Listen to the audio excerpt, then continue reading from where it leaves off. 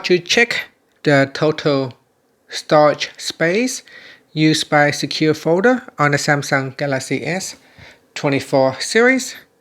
First, tap on the home button to go back to the home screen. On the home screen, swipe down at the top, then tap on the settings icon.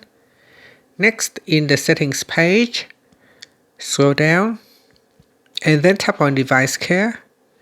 After that, tap on storage. Then tap on show more. Now in here, check for the secure folder.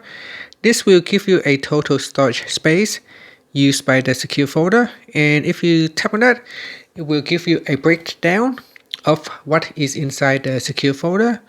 So in this example, we've got images using up 22.88 megabytes. Then we got audio files, compressed files, and so on.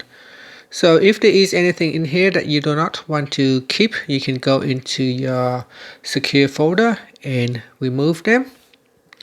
Or if necessary, and if your phone is running out of storage space, you can try to back up your secure folder to the external storage device and then simply remove your secure folder.